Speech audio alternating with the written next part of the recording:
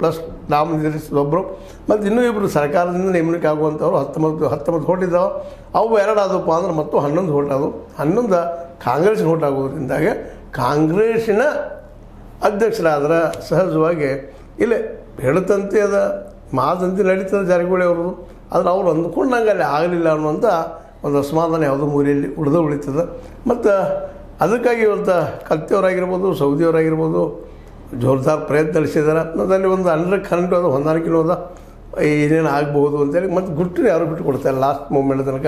ಯಾಕಂತಂದ್ರೆ ಗುಟ್ಟು ರಟ್ಟು ಆಗಬಾರ್ದು, ನಮ್ಮವ್ರದ್ದು ಆಗಬೇಕು ಅನ್ನೋದು ಪ್ರಯತ್ನ ಎರಡೂ ಕಡೆ ಭಾಗದಿಂದ ಮಾಡ್ತಾ ಇದ್ದಾರೆ. ಒಟ್ಟಾರೆಯಾಗಿ ಈ ಕಳೆದ 4-5-6 ತಿಂಗಳ ಕುತೂಹಲಕ್ಕೆ ಇವತ್ತು ಎಂಡ್ ಆಗ್ತದೆ. ಎಂಡ್ ಆಗೋ ಜೊತೆಗೆ ಅದು ಯಾರೂ ಆಗಲಿ ಅವರು ಸಾಕಷ್ಟು ಬುದ್ಧಿವಂತರಿದ್ದಾರೆ. ಯಾರಿಗೆ ಬುದ್ಧಿಗಳ ಅವಶ್ಯಕತೆ ಇಲ್ಲ. ಯಾಕಂದರೆ ಅಧಿಕಾರವನ್ನು ಹಿಡಿಯಬೇಕನ್ನುವಂಥ ಹಠದಿಂದ ಅವ್ರೇನೋ ಪ್ರಯತ್ನ ಮಾಡಿದ್ದಾರೆ.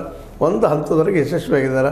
ಇನ್ನು ಯಾರು ಬಂದರೂ ಎಲ್ಲರೂ ಕುಡ್ಕೊಂಡು ಹೋಗುವಂಥದ್ದು. ಜೊತೆಗೆ ರೈತರ ಬಗ್ಗೆ ಇನ್ನಷ್ಟು ಕಾಳಜಿ ವಹಿಸಿ ಅವರು ಸಾಲ ತೊಗೊಳ್ಳೋದಂಥ ವ್ಯವಸ್ಥೆ ಮಾಡೋದು ಅದು ಸಾಧ್ಯತೆ ಇಲ್ಲ ಅಂತಲ್ಲ. ಯಾಕಂದ್ರೆ ಇಲ್ಲಿವರೆಗೆ ರೈತಿಗೆ ಅವ್ನು ಮಾರ್ಕೆಟ್ ಇಲ್ಲ ಅನ್ನೋದು ನಿಮಗೆ ಗೊತ್ತದ, ನಮಗೆ ಗೊತ್ತದ.